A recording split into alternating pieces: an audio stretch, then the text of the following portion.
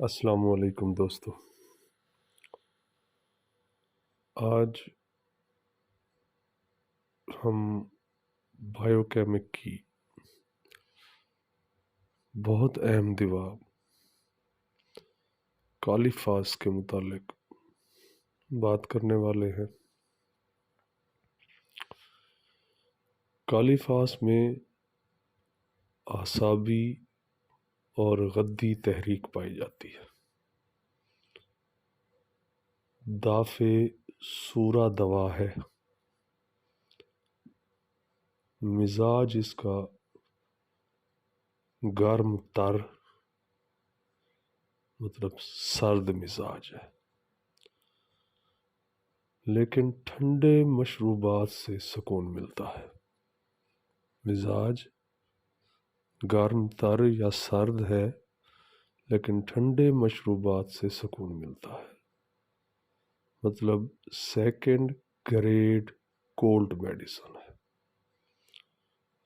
اس کا کیمیائی نام پوٹاشیم فاسفیٹ ہے۔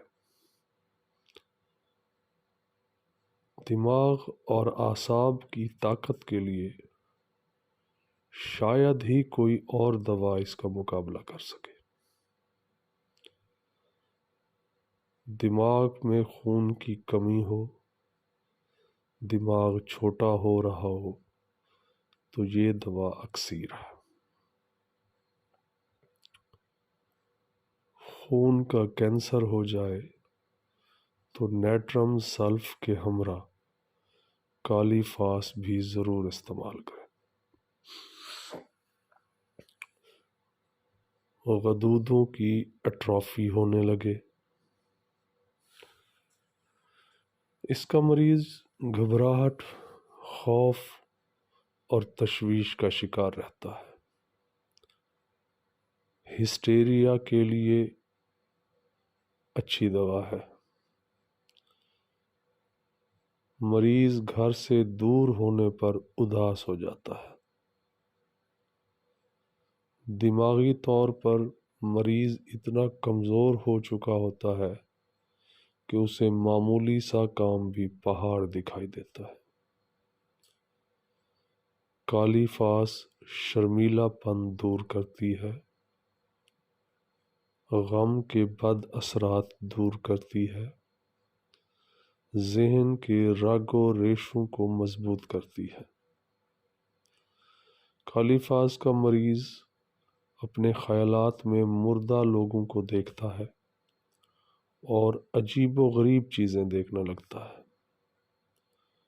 عورت کو اپنے خاوند اور بچوں سے رغبت نہیں رہتی۔ یادداشت کمزور ہو جاتی ہے اور خود اعتمادی کا فقدان ہوتا ہے۔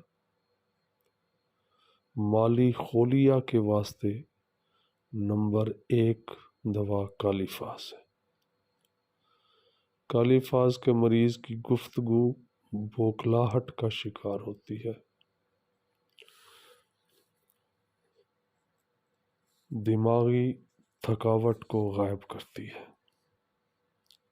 بعض اوقات سر کے اندر ٹھنڈک محسوس ہوتی ہے۔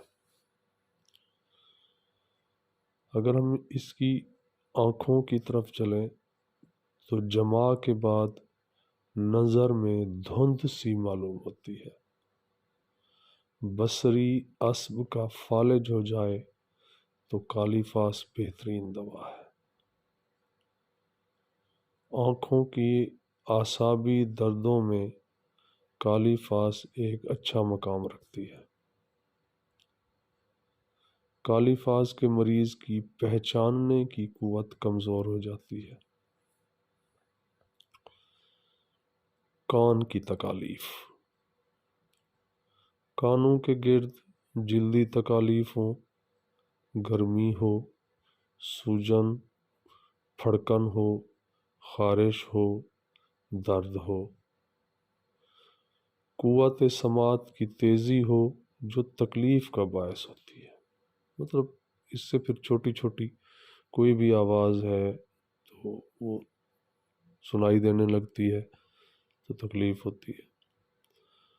کانوں کے اندر آوازیں آتی ہوں، ایسا بہرا پن ہو جس میں صرف انسانی آوازیں سنائی نہ دیتی ہوں، غیر انسانی آوازیں آتی ہوں کان میں، ایسا بہرا پن ہو تو کالی فاس بہترین دوا ہے۔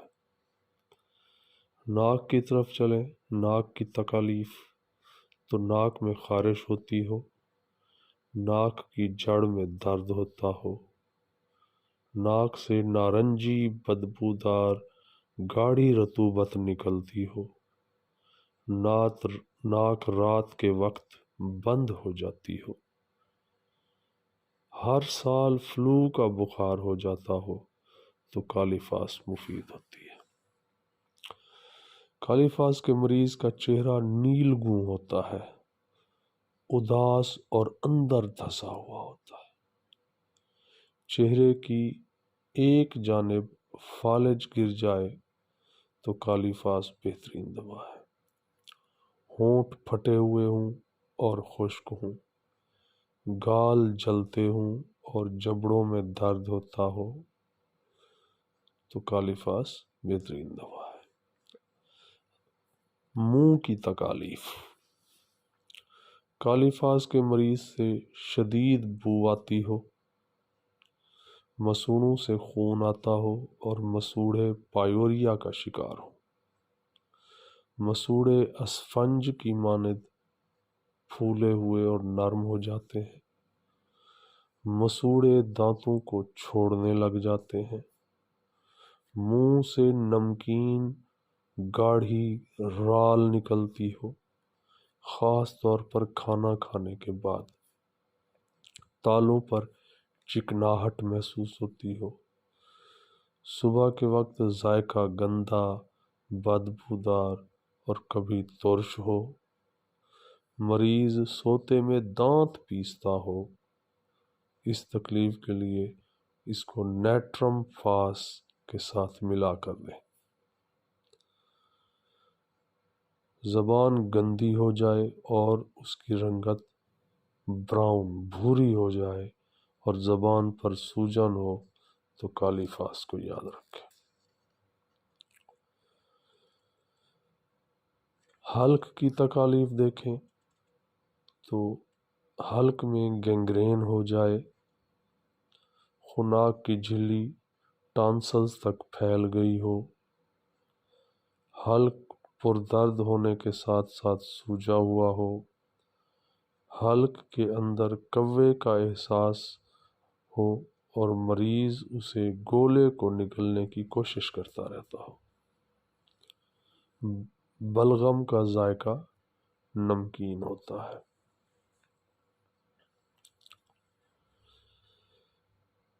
معدے کی تکالیف، خوراک معدے سے حلق تک آ جاتی ہو،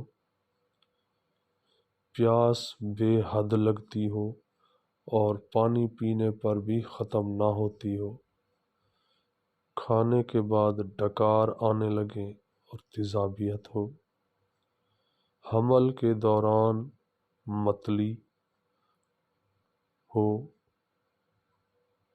معدے میں ٹھنڈک کا احساس ہو۔ کالی فاس کا مریض چٹپٹے کھانوں کا خواہش مند ہوتا ہے، لیکن ان چیزوں کو کھانے سے اس کا معدہ بگڑ جاتا ہے۔ شکم کی تکالیف کو دیکھیں تو کلونج کا درد بائیں سے دائیں طرف جاتا ہو، دستوں کے دوران پیٹ میں شدید درد ہونے لگے، لیکن عجیب بات ہے کہ پیٹ درد کو کچھ کھانے سے آرام ملے تو کالی فاس کا مریض ہوتا ہے یہ۔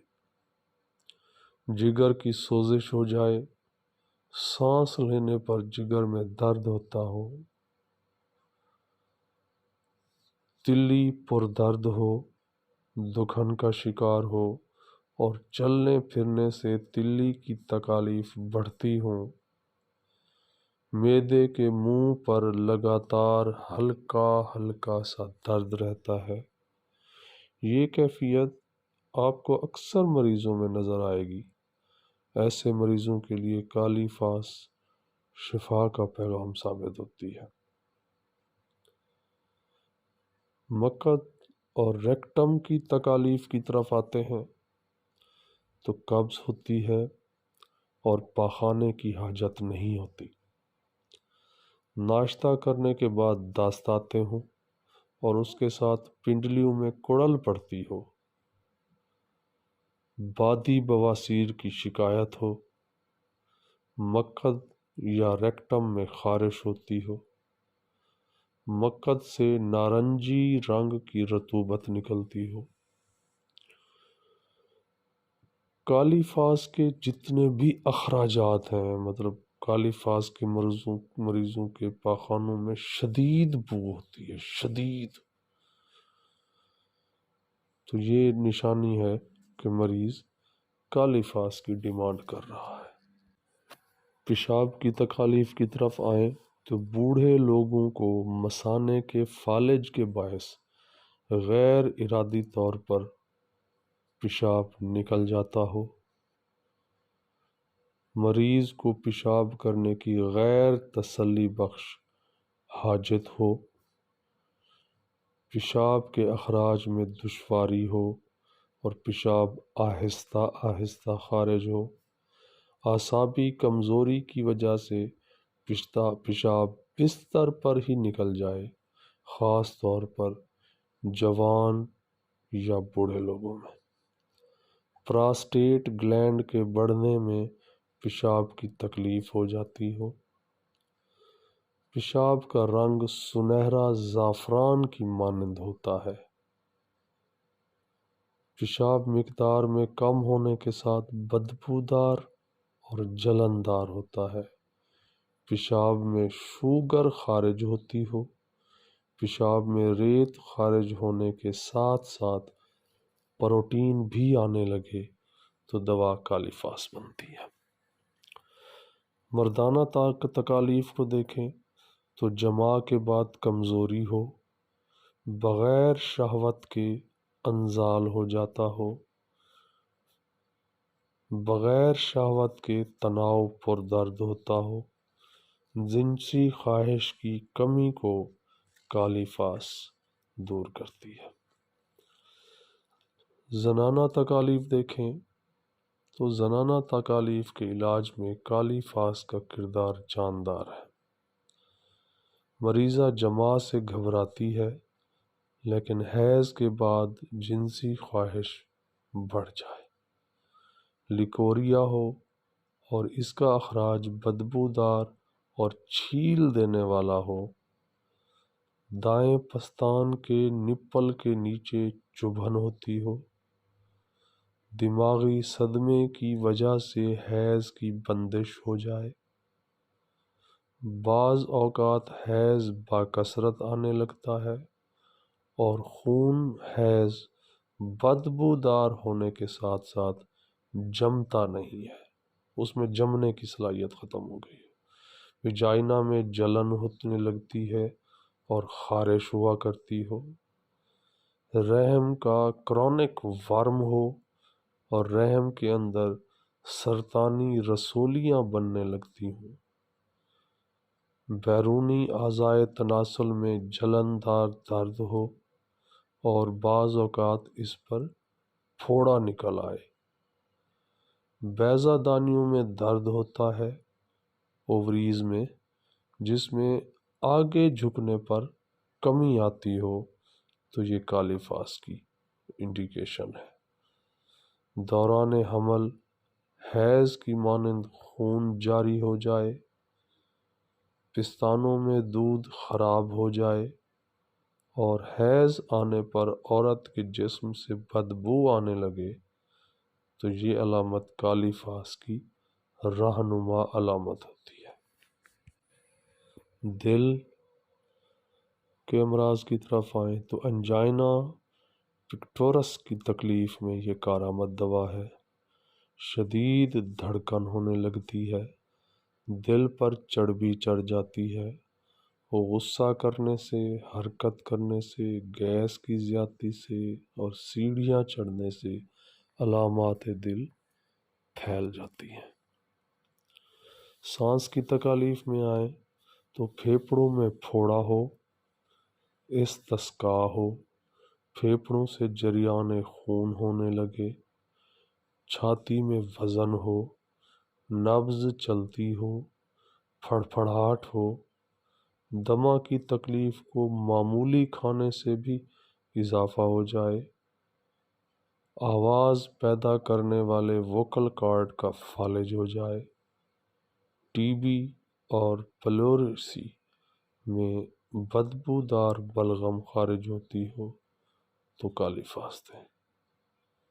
کھانسی ہونے پر چھاتی میں درد ہونے لگے، آواز کے بکثرت استعمال سے آواز بیٹھ جائے، بلغم سبزی مائل اور شدید بدبودار ہو تو کالی فاست کو یاد رکھیں۔ حرام مغز نرم پڑ رہی ہو تو کالی فاست دن میں 4-5 خوراکیں دینے سے معاملہ ٹھیک ہو جاتا ہے۔ ریڑھ کی ہڈی میں تھکاوٹ اور کمزوری محسوس ہوتی ہو تو بھی کالی فاست بہت اچھی دوا ہے۔ اگر ہم نیند کی طرف آئیں تو مریض کو کبھی ڈراؤنے، کبھی گرنے کے اور کبھی ننگا ہونے کے خواب آتے ہیں۔ نیند فرحت بخش نہ ہو، اس تکلیف کے لیے کالی فاست اور نیٹرم میور ملا کر استعمال کریں۔ مریض جلد اٹھ جاتا ہو، خوف کی وجہ سے یا غصہ کرنے سے نیند نہ آتی ہو تو دوا کالی فاست ہے۔ اگر ہم کالی فاست کے مریض کا پسینہ دیکھیں تو اس کے پسینے سے پیاز اور لہسن کی بدبو آتی ہے۔ ہلکا سا جسمانی کام کرنے سے جسم پر پسینہ آنے لگتا ہے، نیند کے دوران پسینہ آتا ہے، کھانے کے دوران پسینہ آتا ہے اور پسینے ٹھنڈے ہوتے ہیں۔ جلد پر اگر جلدی تکالیف کو دیکھیں تو جلد پر جھریاں پڑنے لگیں، چھپاکی نکل آئے، سوریسس کا پرابلم ہو، جلد پر چھالے اور السر بن جائیں یا چھپاکی نکل آئے تو کالی فاست بہترین دوا ہے۔ کالی فاست کی علامات صبح 4 بجے سے 9 بجے صبح تک بڑھتی ہیں، جماع سے بڑھتی ہیں، کھانسی کرنے سے بڑھتی ہیں، سیڑھیاں چڑھنے سے بڑھتی ہیں، آدھی رات کے بعد ٹھنڈی ہوا میں جانے سے یا ٹھنڈی جگہ پر جانے سے بڑھتی ہیں۔ کالی فاست کی علامات کم ہو جاتی ہیں آگے کی طرف جھکنے سے، کھانا کھانے کے بعد، ذہن کو بدلنے سے، کپڑا باندھنے سے، آہستہ آہستہ چلنے سے، بستر کی گرمی سے، نیند سے، جھک کر کھڑے ہونے سے یا بیٹھنے سے، ڈکار لینے سے اور دبانے سے۔ اگر ہم اس کی طاقت کی بات کریں تو بائیو کیمک میں یہ 3x سے 12x تک بہت اچھا کام کرتی ہے، اور ہومیوپیتھی میں 6 سے لے کر 200 تک اور اس سے بھی اونچی طاقتوں میں پائی جاتی ہے اور بہت اچھا کام کرتی ہے۔ ایک اہم بات میں آپ کو بتاتا جاؤں کہ کالی فاست کا مریض ٹھنڈے پانے کی، سرکہ کی اور مٹھائی کی خواہش رکھتا ہے، لیکن انہی چیزوں کو کھانے سے معدے اور آنتوں میں اس کو تکالیف بھی ہو جاتی ہے۔ تو یہ تھی کالی فاست دوستو۔ اگر ہم اس کی میں کوئی شک نہیں ہے اس بات میں کہ سشلر کے جو پیروکار تھے ان کے ہاتھوں اس دوا کی چھوٹی طاقتوں کو استعمال کیا گیا ہے، لیکن بعد میں آنے والے کئی ڈاکٹرز نے اس کو بڑے طاقتوں اور اونچی طاقتوں میں بہترین پایا ہے۔ یہ بہرحال تجربہ کی بات ہے کہ آپ ساتھی اس کو کیسے لیتے ہیں، آپ کا تجربہ کیا ہے۔ کوئی بات پوچھنی ہو تو کمنٹ سیکشن میں لکھ دیجئے گا، انشاءاللہ جواب دینے کی کوشش کی جائے گی۔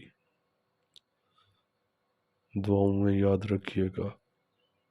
اللہ آپ کا حامی و ناصر ہو۔ والسلام۔